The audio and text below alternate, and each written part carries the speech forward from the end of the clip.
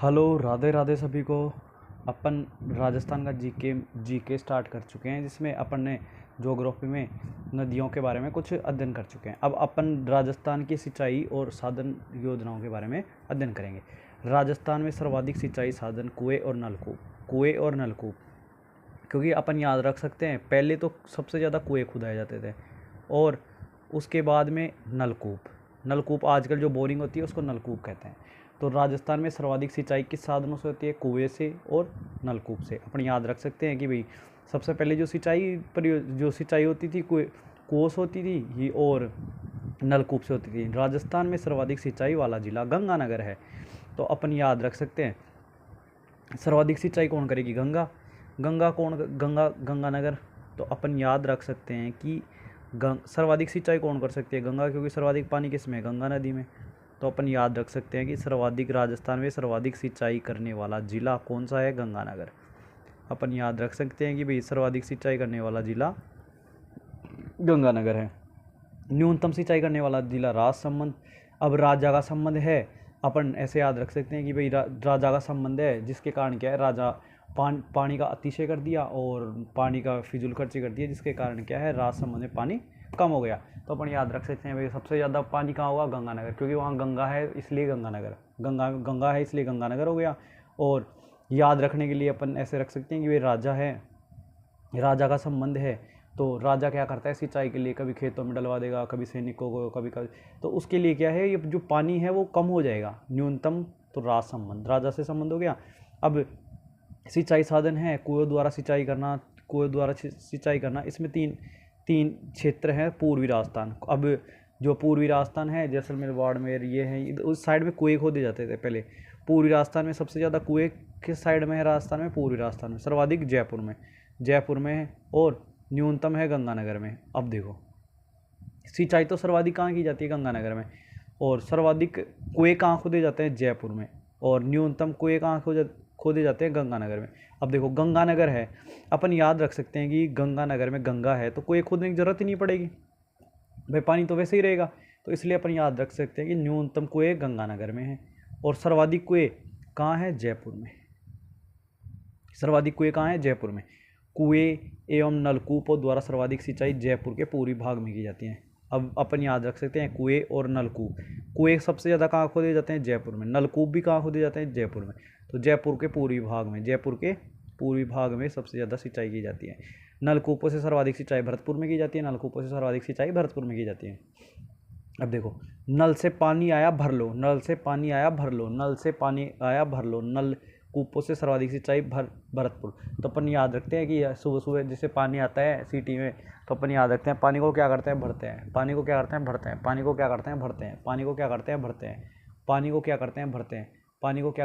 हैं। तो अपन इससे याद रख सकते हैं, नलकूपों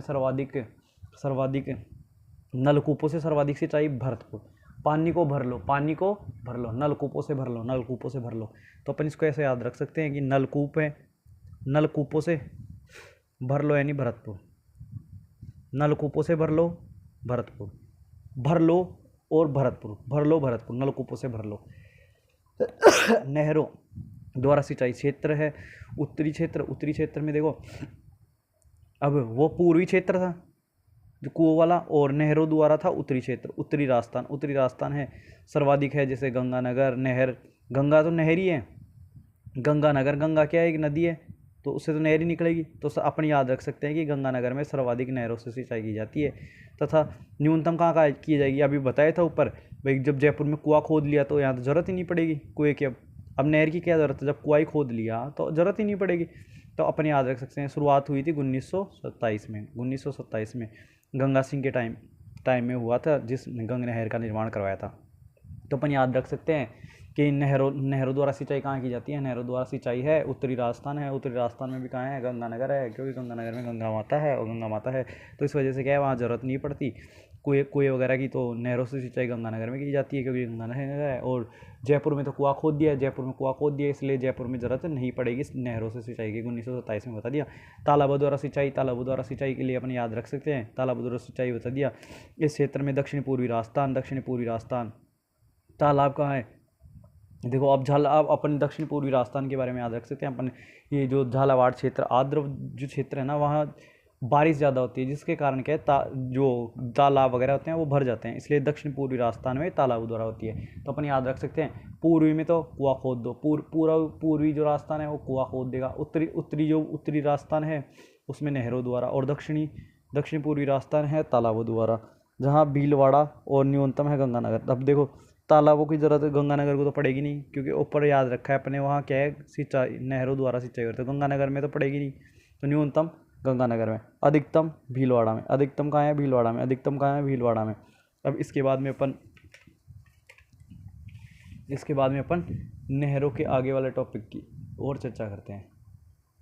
अब देखो अपन सबसे पहले याद रखते हैं कि अन्य सिंचाई साधन कौन कौन से हैं। नदी व झरने, नदी और झरने कहाँ होंगे, झरने डूंगरों में होते हैं, तो डूंगरपुर और बांसवाड़ा नदी से कहाँ होंगे, डूंगरपुर और डूंगरों के अंदर से झरने कहाँ से आते हैं, डूंगर में बांसवाड़ा में, डूंगरपुर और बांसवाड़ा में नदी झरने होते हैं। खड़ीन है जैसलमेर, ये याद रखना पड़ेगा भाई, खड़ीन है जैसलमेर, ये सबसे ज़्यादा बार हर एग्जाम में क्वेश्चन आया हुआ है इसमें से, खड़ीन जैसलमेर। अभी आरपीएससी का पेपर लगा था फर्स्ट ग्रेड का, उसमें भी एक क्वेश्चन था।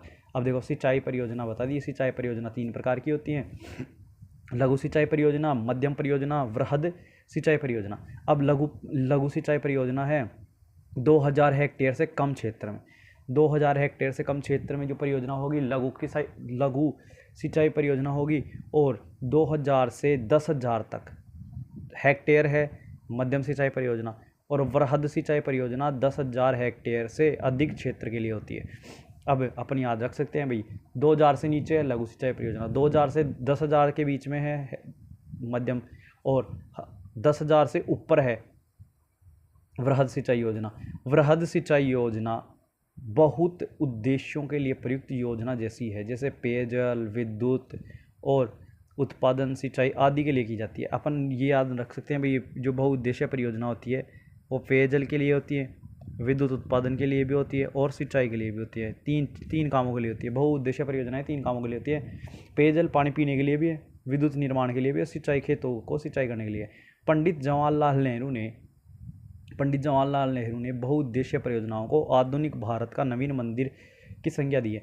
अब जवाहरलाल नेहरू है जिसने बहुउद्देशीय परियोजनाओं को आधुनिक भारत का नवीन मंदिर कहा है। भाई आधुनिक भारत है, उसका नवीन मंदिर जवाहरलाल नेहरू ने कहा है। अब अपन जवाहरलाल नेहरू ने आधुनिक मंदिर क्यों कहा है, क्योंकि अब जो टाइम आएगा बहुउद्देशीय परियोजनाओं का ये आ रहा है, और ये छोटी योजना ये कम चल रही है, ये बता दिया।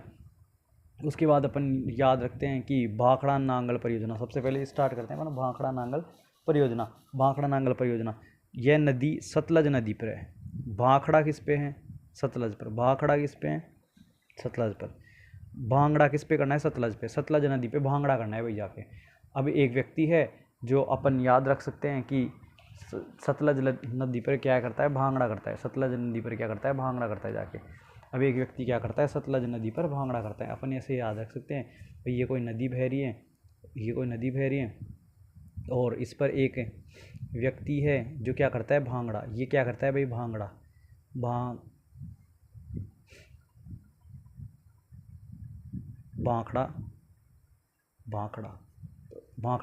भांगड़ा करता है, तो अपन क्या लिख सकते हैं, भाखड़ा नांगल हो गया।